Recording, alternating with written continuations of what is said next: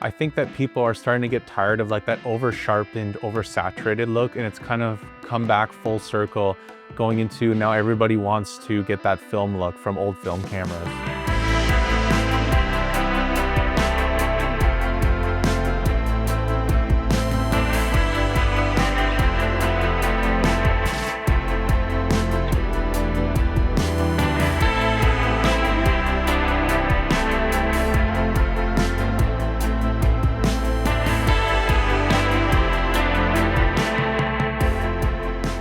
Today I wanted to talk to you about something that has become an absolute game changer for my editing workflow, especially for color grading, and that it's called the Dehancer Pro Plugin for Premiere Pro. I've been able to achieve some of the most beautiful colors that I've ever had since I've been color grading. Don't get me wrong that you are able to achieve really beautiful end results from the Premiere Pro tools, but it can be a lot more difficult to achieve the film look that you can get with Dehancer Pro. Full disclosure, they reached out to me to test out their product and to make a review about it, but there were no guidelines. I could say anything I wanted, so this is going to be my complete and honest review of it. I find it interesting that they reached out to me because most of the reviews that I looked at on YouTube were from cinematographers, but I wanted to make this video to make it more so from the lens of a travel creator or that travel filmmaker space. I by no means am a pro colorist, but I know exactly what looks I'm trying to achieve. Throughout the years in Premiere Pro, it has been sometimes difficult to get the look that I'm really going for, but Dehancer has allowed me to really dial in some of my looks and to really improve in my color grading process. Coloring is something that's really subjective.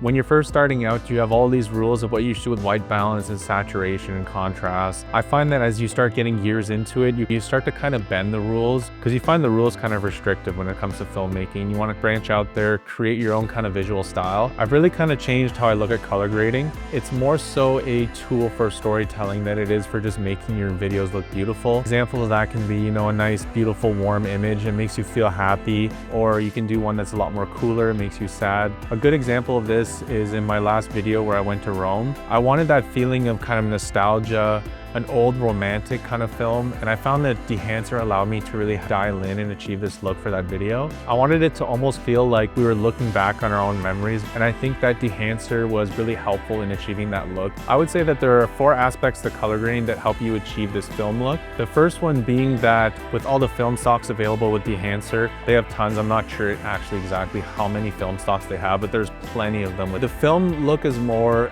punchy, less contrast, a little bit more desaturated. It's more of a natural kind of nostalgic feeling look that I really love. And the second effect is bloom.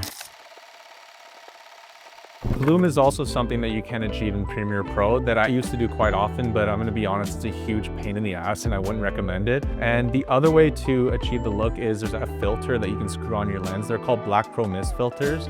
I actually have one on right now, but the issue with these filters is that once you put it onto your lens and then you're shooting, it's baked into your footage. There's no way to remove it, which can be kind of annoying for later edits. Maybe you didn't want that much bloom on it. So the great thing about Dehancer is that you can manually go in and adjust how much bloom you actually want. And bloom is such a great effect because it really just softens those highlights a bit and also just softens your skin tones. It gives you less of that. A lot of these newer mirrorless cameras have that like digital, it's almost too sharp. So the bloom helps you to achieve a lot softer and more natural kind of look. This next effect is probably my favorite for getting that film look, and it's called halation.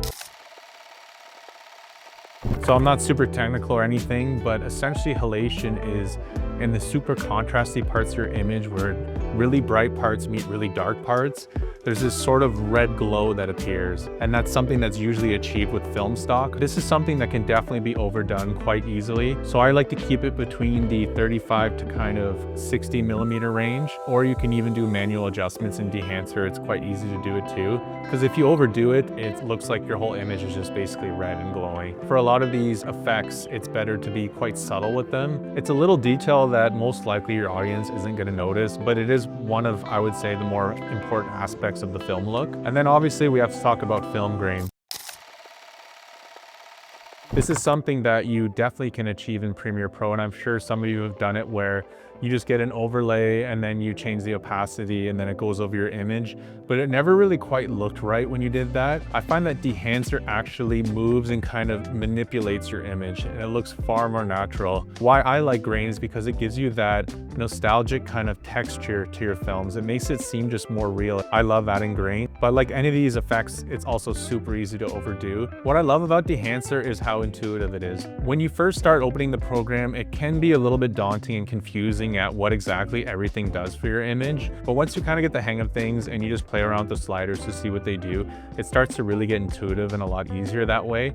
Everything is laid out, so from the top to the bottom is kind of the steps you have to take. So you'll start off, usually I shoot on the Canon R6 and I'm currently shooting in C-Log 3. So it first converts your log footage into Rec 709, but it looks a little bit green and weird. So this is where you'll have to pick your preferred stock and then kind of adjust your white balance and your tint and stuff like that before working your way down and perfecting the look that you're going for. And that's one of the great benefits of Dehancer, just really speeding up your workflow. There's tons of presets on there that just make it really easy to achieve this beautiful look that otherwise could take you hours to get. There aren't too many negative things that I could say about Dehancer, but the first one that kind of came to mind is that it can be really, really taxing on your computer and it could take a long time to render your files. I'm editing on the M2 MacBook Pro 2022, I believe, and it does struggle quite a bit. Normally you do have to wait at the end to color grade. Sometimes I get excited and do it earlier in the edits, but once you're finished all your editing, you're just in the color grading process, that's where it really starts to slow down my computer.